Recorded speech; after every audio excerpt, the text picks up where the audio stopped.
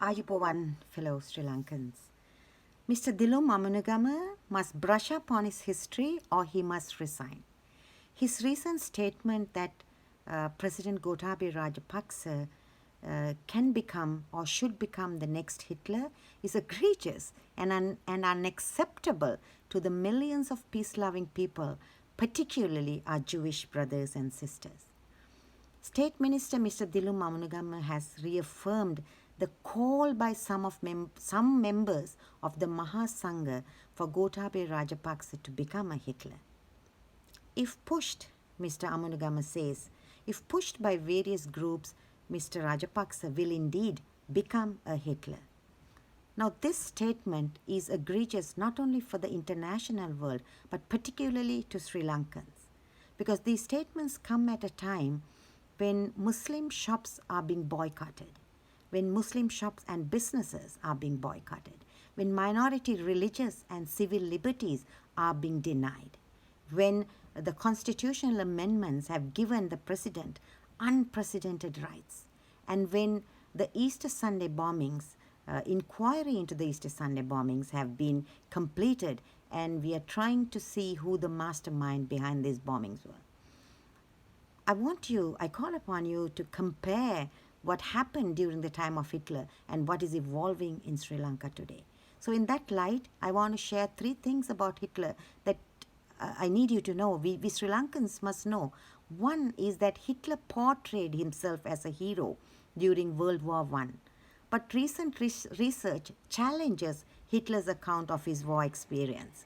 Some believe that he saw little, if any, action in the front. Instead, he was a runner, they say, at the relatively safe regiment headquarters. Number 2, Germany's parliament building caught fire in 1933. Hitler's involvement in the fire remains uncertain. A lone communist was, of course, later convicted of the crime. Hitler used this event to solidify his authority. The day after the blaze, he oversaw the suspension of all civil liberties.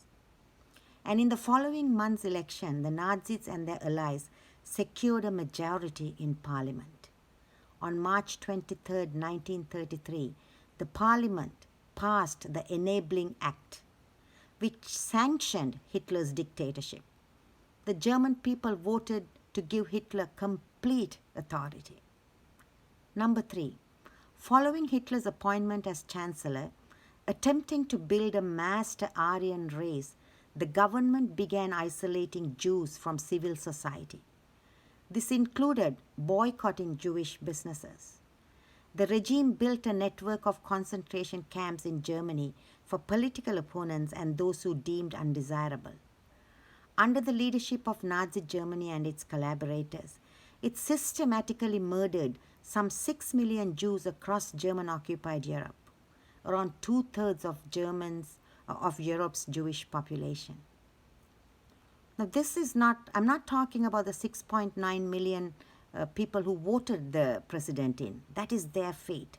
We are talking about a Hitler who killed and who brought about untold suffering to 6 million Jews against their will. So my fellow Sri Lankans, I call on you, call upon Mr. Amunugama to retract the statement, to brush up his history, or to resign from his position. And my fellow Sri Lankans, I call upon you to remind and to call upon your president, asking him to denounce the statement of his state minister. Evil prevails when good people do nothing. Thank you.